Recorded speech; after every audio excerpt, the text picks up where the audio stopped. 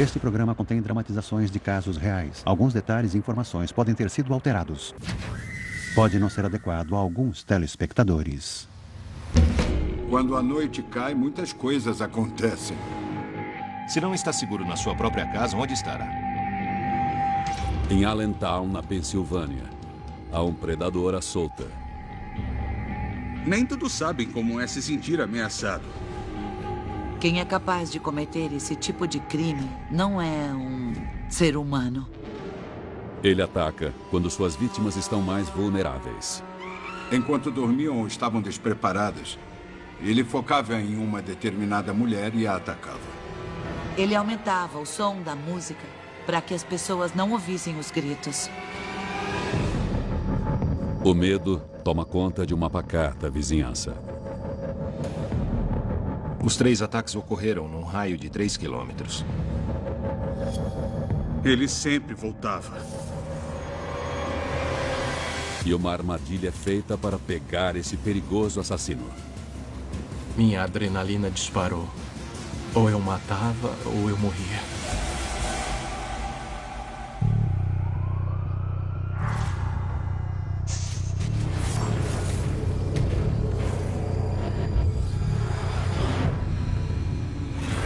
Na calada da noite.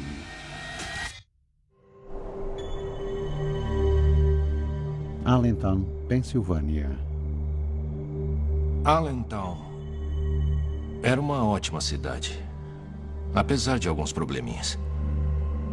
Eu era agente de patrulha e fui transferido para o turno da noite, que acontecia das 7 da noite até as 3 da manhã. A maioria dos crimes acontecem nessas horas, então o tempo passa muito rápido. –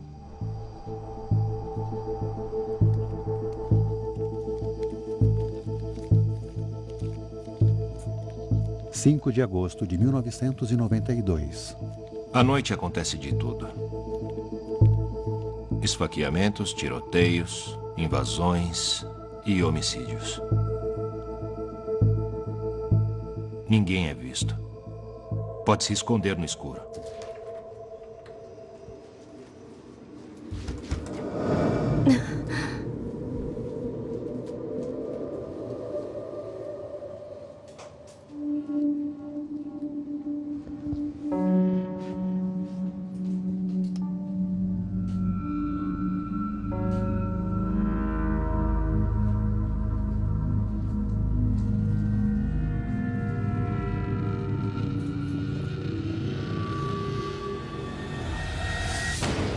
A senhora voltou de onde?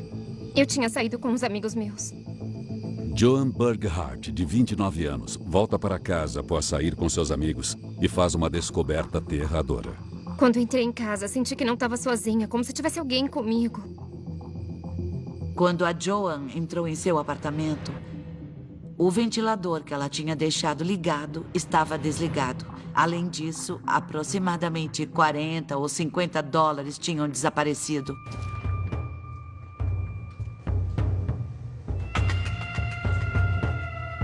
Foi muito perturbador saber que alguém tinha entrado no apartamento da Joan, roubado o dinheiro que ela tinha e mexido em todas as coisas dela.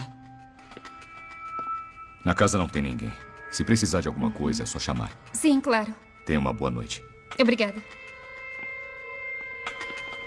Pegamos o depoimento dela e arquivamos. Não tínhamos nenhuma evidência naquele momento. Uma invasão domiciliar é muito preocupante para uma jovem que mora sozinha. Foi um aviso de alerta para Joan. –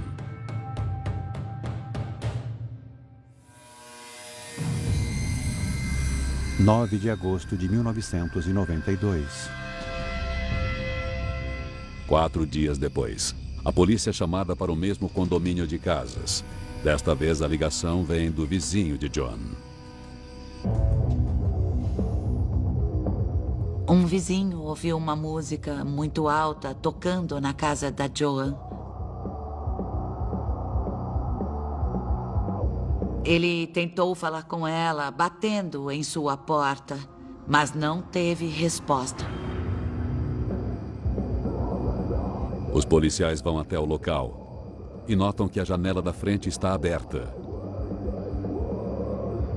Um dos policiais entrou na casa da Joan. Tinha sangue em toda parte. Ele encontrou a vítima e concluiu que se tratava de um homicídio.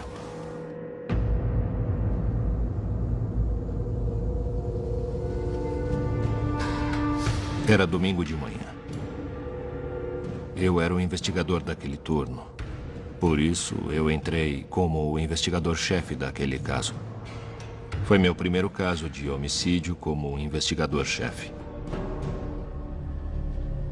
Tinha muito sangue. Nas paredes e no teto. Sangue por toda parte. Foto da polícia. Havia uma mulher no sofá. Parcialmente vestida.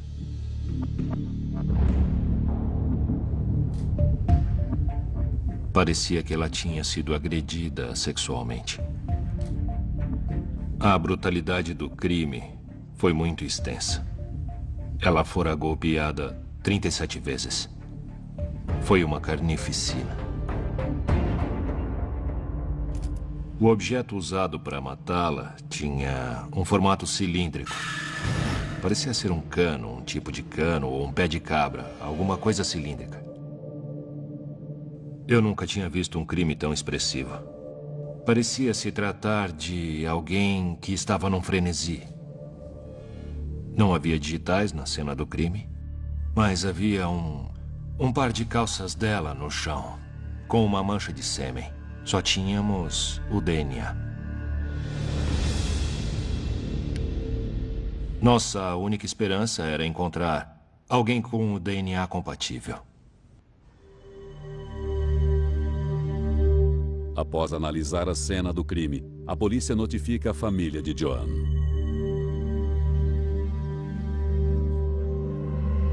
Tinha muitos repórteres e policiais na casa.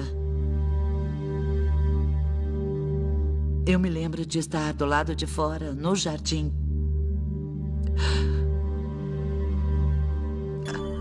Até que apareceram com o corpo dela.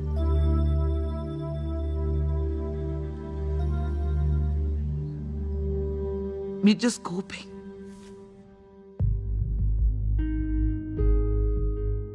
A morte violenta de Joan é muito difícil de suportar. A vida dela não devia ter acabado assim. A Joan era auxiliar de enfermagem e trabalhava em tempo integral. O que ela mais queria era voltar à faculdade e se tornar uma enfermeira capacitada. Ela costumava ir à casa de repouso onde trabalhava para tocar piano para os pacientes de lá. Era assim que ela era. Ela era uma pessoa muito honesta.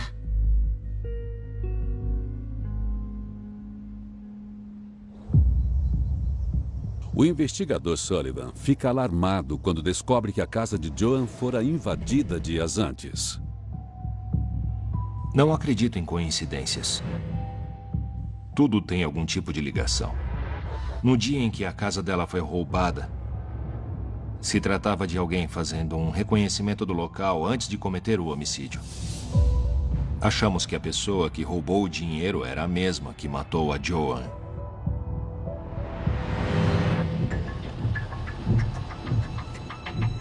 Eu estudei a vítima para saber mais sobre a vida dela, se ela tinha algum namorado ou ex-namorado, ou um marido ou colegas de trabalho.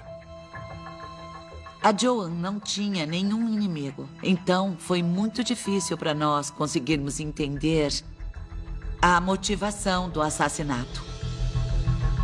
Mas os investigadores descobrem que Joan havia se relacionado com um homem que tinha muitos problemas. Ela tinha um ex-namorado que estava internado no hospital estadual, construído para abrigar pacientes com problemas mentais. Esse hospital fica do outro lado da rua da casa de Joan. Os pacientes podiam sair e ir e voltar quando quisessem. Então ele se tornou um suspeito. Eu tinha que saber se ele tinha matado a Joan. Allentown, Pensilvânia, agosto de 1992. Na calada da noite, um assassino invade a casa de Joan Burkhart, de 29 anos, e a mata brutalmente. Isso me fez pensar que tipo de pessoa é capaz de matar com tanta brutalidade. Se não está seguro na sua própria casa, onde estará? Uma pista encontrada pelos policiais leva os investigadores a Jackson Lee Caylan, um ex-namorado de Joan e paciente psiquiátrico de um hospital perto da casa dela. A Joan manteve o relacionamento dela com esse rapaz em segredo. Foi um interrogatório bem interessante.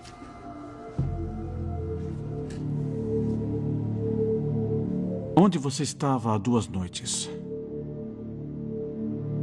Eu estava aqui.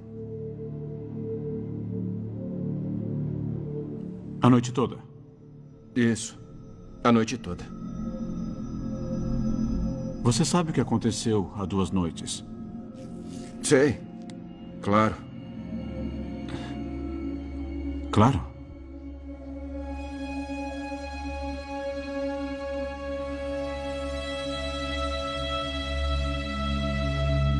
Mostra as mãos. Sempre procuramos por marcas no corpo dos suspeitos. Marcas de arranhões, de cortes ou qualquer coisa assim. Mas ele não tinha nenhuma.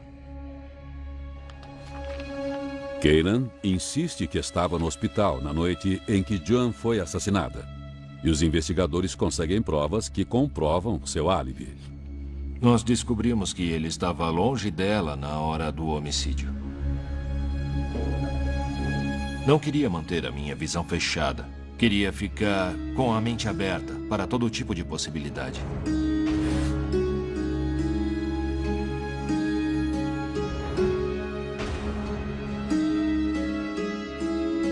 Às vezes, um investigador tem que confiar no próprio instinto.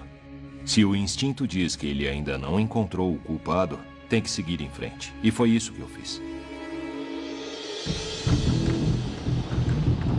O investigador Sullivan, então, volta sua atenção aos vizinhos de Joan.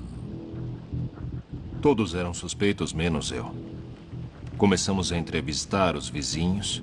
Sempre temos que passar o pente fino. Procuramos por todos os arrombadores com o mesmo modus operandi. Vimos se tiveram vítimas que foram agredidas ou que podiam ter visto o agressor. O fato é que eu analisei todos os casos e não apareceu nenhum suspeito. Sem nenhuma outra pista para seguir, os investigadores comparam o DNA encontrado na cena com os do Banco de Dados Nacional. Os resultados não revelam nenhuma compatibilidade. Eu não sabia se íamos resolver esse caso. Era frustrante porque era meu primeiro caso de homicídio e eu não tinha nenhum suspeito e ninguém atrás das grades. E não tinha mais pistas para seguir. Era muito assustador saber que tinha um assassino solto por aí. Ninguém conseguia ficar tranquilo naquela vizinhança.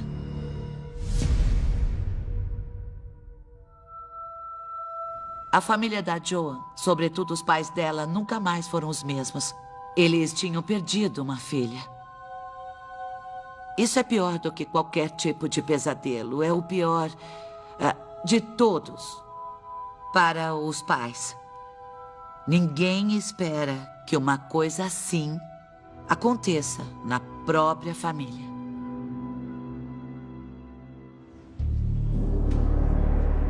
Por enquanto, o assassino de Joan está solto. E todos temem que o caso esteja prestes a ser arquivado. Todos queremos resolver nossos casos. Mas quando não temos mais onde procurar, temos que deixar o caso em banho-maria até aparecer outra pista. Um ano depois, 9 de junho de 1993. Sempre antes de amanhecer, Charlotte Moyer, de 15 anos, entrega jornais na vizinhança de East Allentown. A Charlotte levantava às 5 ou 5:30 da manhã para colocar os jornais em ordem e entregá-los.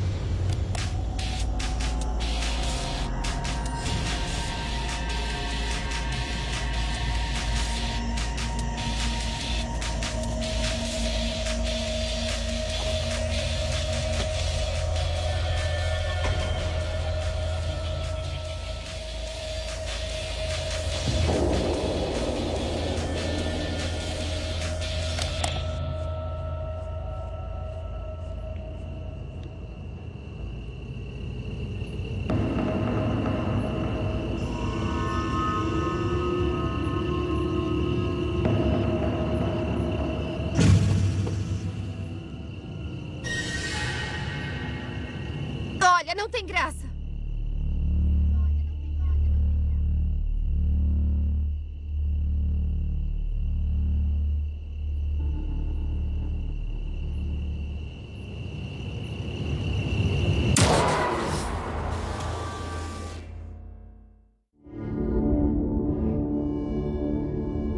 Nós recebemos uma chamada referente a um carrinho de jornais que estava quase cheio. A senhora que nos ligou disse que não sabia por que ele estava lá. Também não sabia onde a entregadora de jornais estava.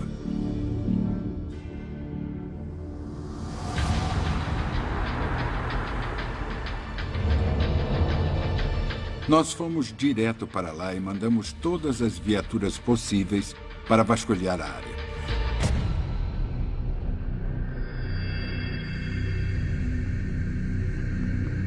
Pouco depois, uma cena abominável é vislumbrada em um bosque perto dali. Ela estava sob algumas árvores que tinham caído. Elas estavam amontoadas em cima da vítima. Havia marcas isoladas de sangue perto do corpo. Ela foi brutalmente esfaqueada e violentada.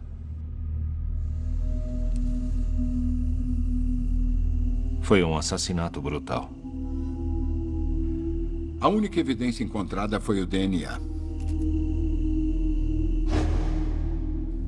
Foi um crime muito violento.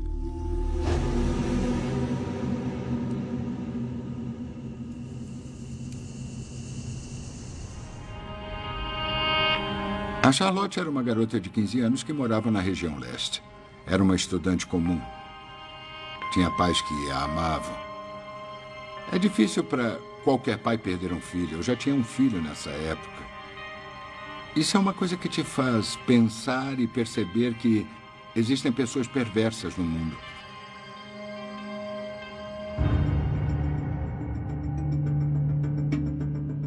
A comunidade de Allentown ainda se recupera do brutal assassinato de John Burghardt no ano anterior.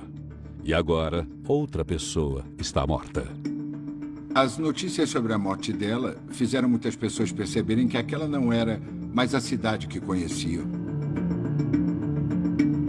As pessoas ficaram mais atentas aos seus filhos, com quem eles andavam e o que eles faziam. Na mesma hora, eu pensei, foi na mesma região. Será que foi a mesma pessoa? Quando isso aconteceu, trabalhamos por horas a fio. Fazíamos investigações constantes. Fizemos entrevistas, falamos com muita gente. Batemos em muitas portas, mas não conseguimos nada.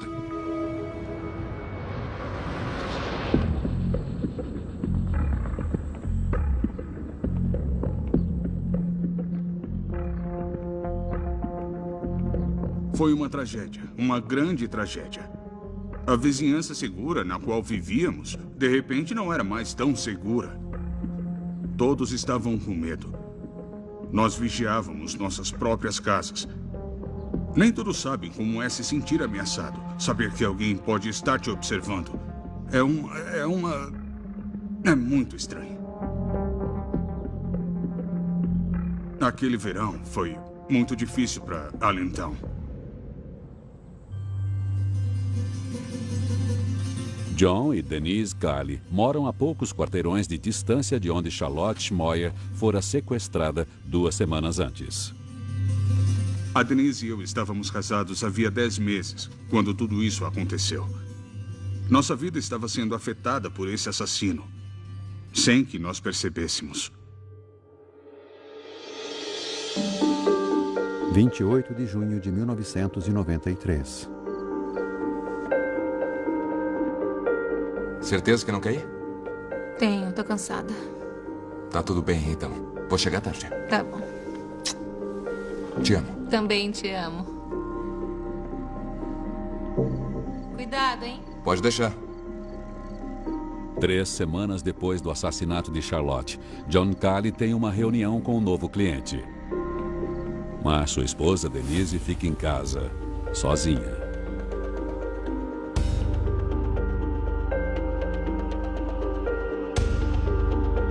E se eu tivesse ficado em casa? Pensar muito no que podia ter sido diferente não ajuda em nada.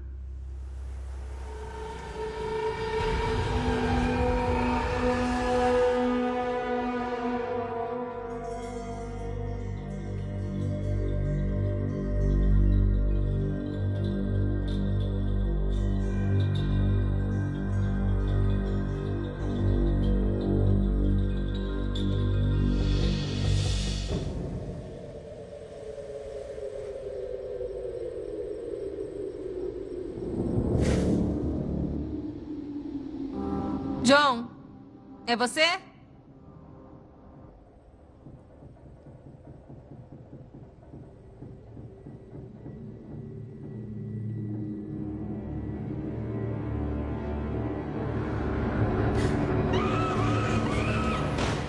Allentown, Pensilvânia. Muitos crimes acontecem à noite porque é um tipo de camuflagem natural para o criminoso. Está escuro e ninguém o vê. – 29 de junho de 1993. Depois de um jantar de negócios com um novo cliente, John Cali volta para casa, onde sua esposa Denise está sozinha. Eu fui para casa e parei meu carro na frente dela. Tinha viaturas por todo lado. E as luzes delas piscavam sem parar. O que aconteceu? Senhor, por favor, afaste. Os policiais andavam de lá para cá com lanternas. E foi aí que eu vi um cobertor cheio de sangue no jardim.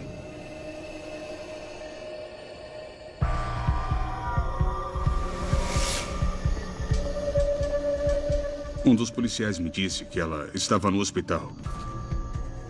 Naquela hora eu fiquei aliviado, pois isso significava que ela ainda estava viva.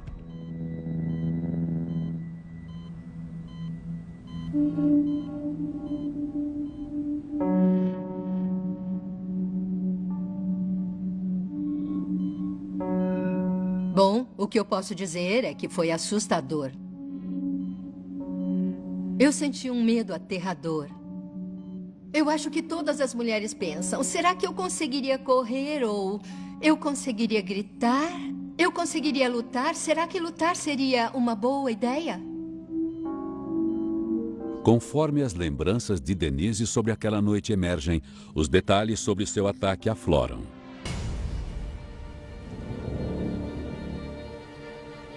Era uma noite quente, não tínhamos ar-condicionado em casa. Por isso, deixei as janelas abertas.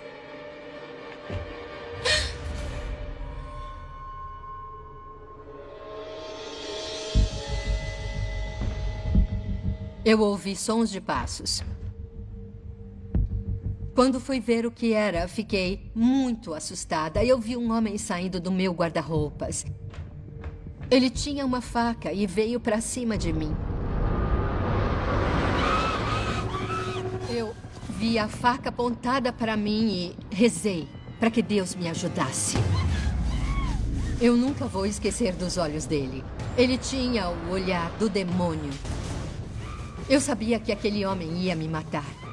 Eu sentia adrenalina tomar conta do meu corpo e consegui tirar a faca da mão dele e sair correndo.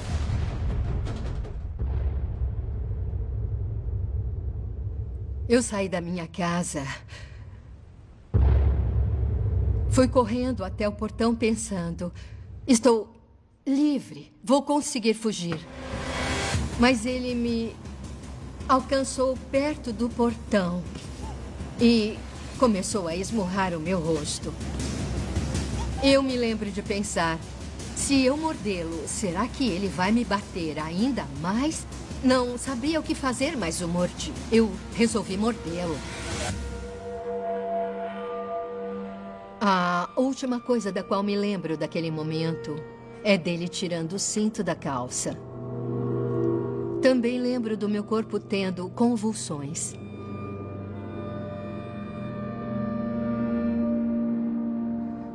Eu não sei se ele estava me violentando e me estrangulando ao mesmo tempo, mas meu corpo tinha convulsões. Ele não me dizia nada, não dizia nenhuma palavra. Eu sabia que ia morrer.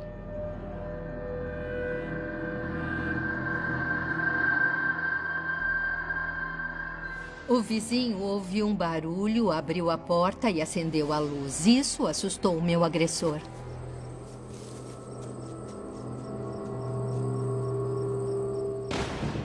Esse cara queria matá-la, não só bater nela e fugir da casa. Ele estava lá para matá-la. Isso nos dá uma nova perspectiva. Nos faz pensar de uma forma muito diferente.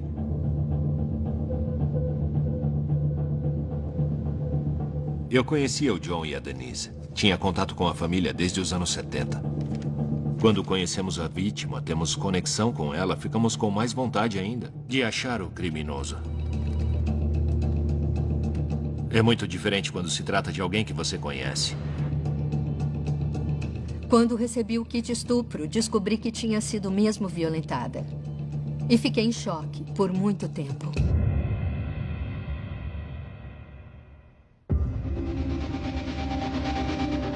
Sendo o terceiro ataque em menos de um ano, um padrão é notado. Percebemos que o assassino estava atrás de mulheres brancas.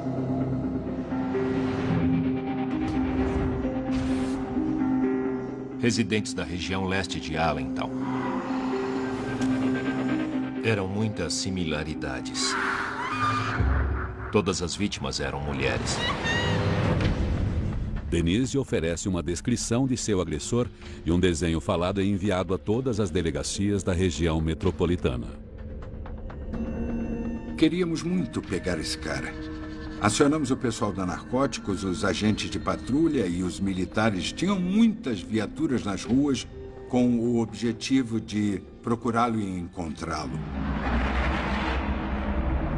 2 semanas após ser atacada, Denise Sankali volta para casa com seu marido, John.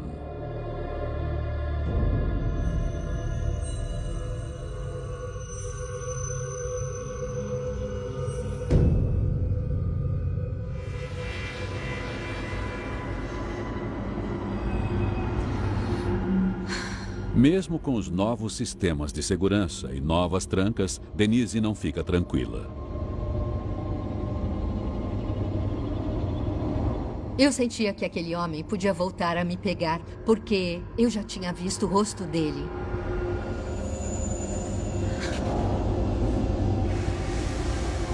Nem em 1 milhão de anos eu imaginaria que ele seria capaz de voltar à minha casa.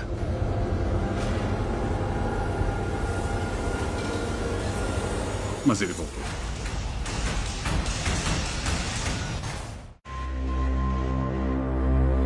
Julho de 1993.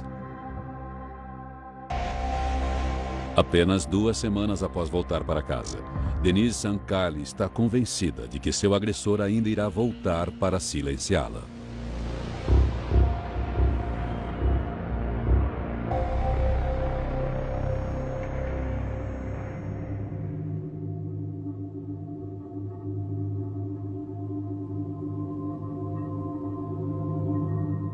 Eu e o John estávamos no quarto dormindo, até que eu acordei.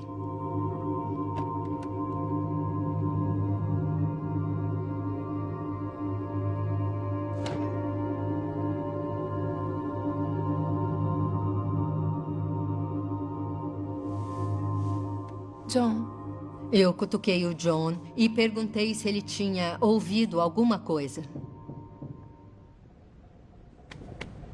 Amor.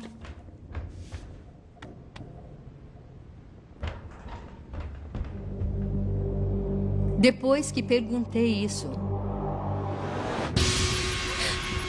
o alarme disparou.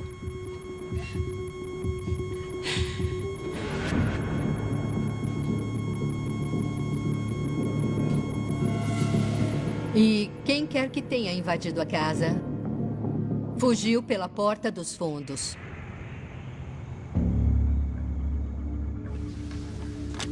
Ô, Sam, dá uma olhadinha. Após a invasão, a polícia planeja uma armadilha para pegar o agressor de Denise. Eu convenci a administração a deixar um policial na casa deles. E o policial escolhido foi Brian Lewis. Me pediram para ficar na casa todas as noites por 2 semanas. Eu tinha como missão prender aquela pessoa que tentasse invadir a casa no meio da noite. Eu ia para lá todas as noites, umas 11h30. A Denise e o John se preparavam para dormir e vasculhávamos a casa, dávamos uma olhada na tranca do portão, da porta da frente e na porta dos fundos, e deixávamos 2 janelas destrancadas, já que a pessoa tinha entrado por elas nas outras vezes. Isso me colocava em perigo constante. E todos nós sabíamos disso. Minha esposa sabia. Eu estava casado fazia só 3 meses, então foi bem estressante. Mas era uma coisa que tínhamos que fazer para pegar aquele cara. Tudo limpo.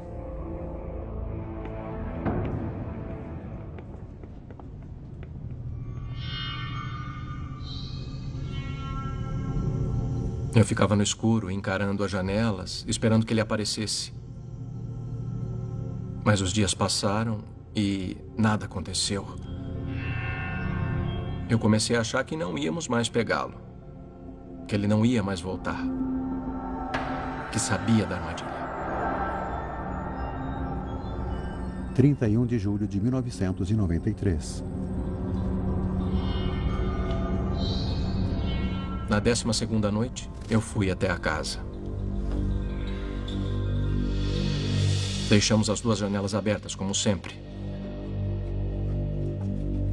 Nós, de propósito, desligamos o alarme.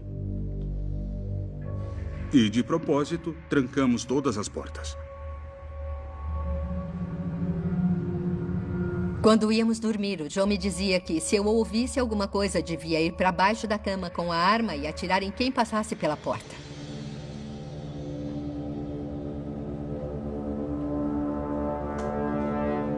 Por volta de 1h23 da manhã, tudo mudou.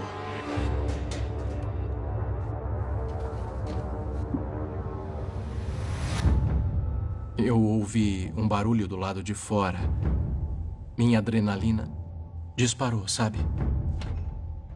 Eu sabia que alguma coisa ia acontecer. E que ia ser naquela hora.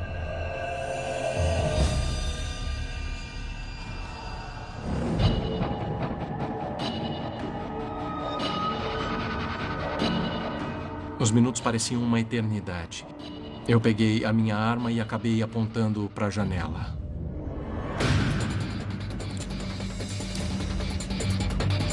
A janela abriu e um par de mãos com luvas apareceu e a levantou. A pessoa entrou na casa.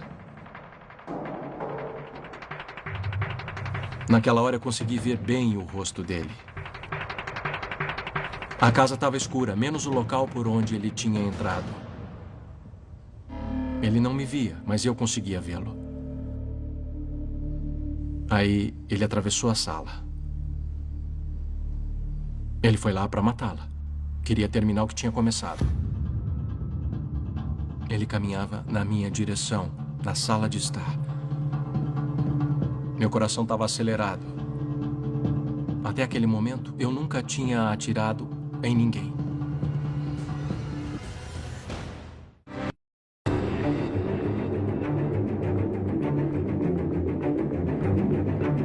Eu me levantei, acendi a minha lanterna e disse: polícia, não se mexa.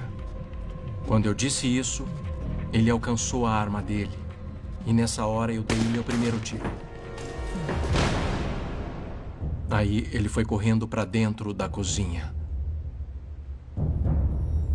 Quando eu fui atrás dele, eu vi a arma dele apontada para mim.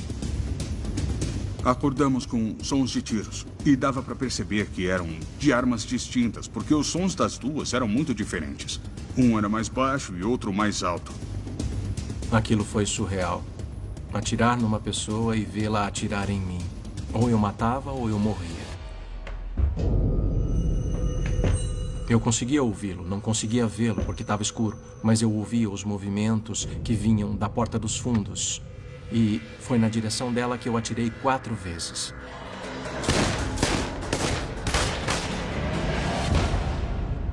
Aí eu fiquei sem munição. Minha arma tinha 6 balas. Eu sabia que ele estava armado, então eu tinha que carregar a minha arma.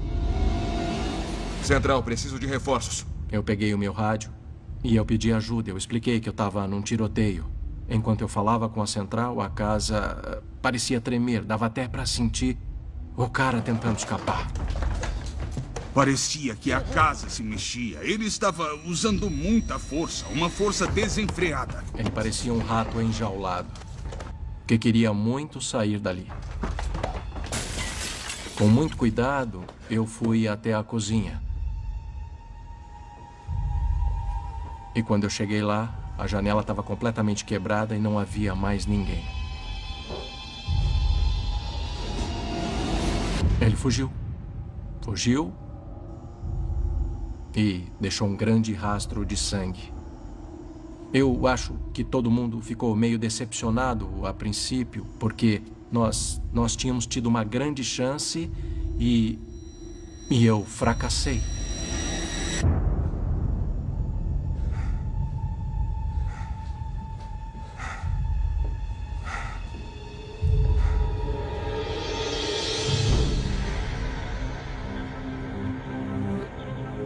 Avisamos os hospitais para nos chamarem caso recebessem uma vítima de ferimento de bala ou com lacerações causadas por cortes de vidros. E, felizmente, isso aconteceu 2 horas depois. Eu fui até o hospital e quando eu cheguei lá, olhei para ele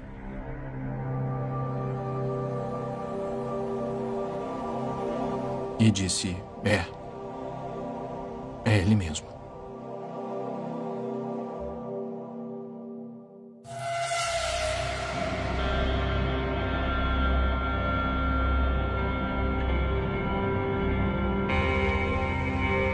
O nome do suspeito é Harvey Robinson.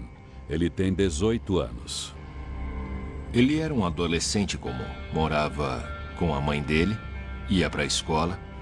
Tinha ficha criminal, mas por pequenos delitos. Tinha namorada.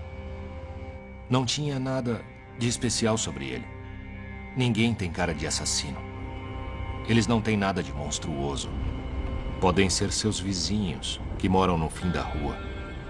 É como se tivessem 2 personalidades. Eles têm uma vida normal e uma que escondem de todos. Acho que é um sociopata, que não tem sentimentos. Ele nunca falou com a gente e nunca concedeu um depoimento. Mas os investigadores têm todas as evidências que precisam. O DNA de Harvey Robinson estava em todas as cenas de crime. Conseguimos. Esse rapaz aterrorizou a região leste de Allentown. E conseguimos pegá-lo.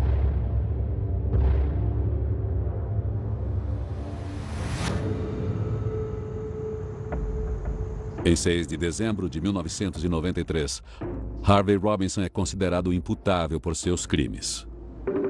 O Ministério Público o denuncia no aniversário de 19 anos dele por todos os homicídios. Foi um tipo de presente de aniversário. Ele não demonstrou emoções de nenhum tipo, nem assumiu nenhum dos crimes. Harvey Robinson era um adolescente quando cometeu o primeiro homicídio. Ele tinha 18 anos quando cometeu esses atos. Isso foi o que mais chocou todo mundo. Chocou toda a comunidade judiciária e deve ter chocado os que o conheciam. Ele atacava com uma brutalidade que era perturbadora para a idade dele. Após um julgamento de 4 semanas, Harvey Robinson recebe a pena de morte. Se não o tivéssemos prendido, ele teria cometido mais homicídios. Isso faz parte do que ele é. Assassinos em série matam sem parar. Robinson ainda está no corredor da morte em uma penitenciária estadual da Pensilvânia. Quem é capaz de cometer esse tipo de crime não é um ser humano. Ele tirou o tempo dos meus filhos. Ele tirou a Joan de nós. Ele acabou com parte da nossa família. Nunca mais vamos vê-la de novo. Ele acabou com muitas famílias e destruiu muitas vidas. Ele é um monstro. E o que mais me deixa impressionado é a forma assustadora como ele planejou cometer atos tão tenebrosos. Os crimes que ele cometeu não aconteceram no momento de explosão. São crimes que ele já pensava em cometer. Depois planejou como os cometeria. Planejou como se safaria. E planejou como fazer de novo. Para mim, esse é o fato mais assustador de todo este caso.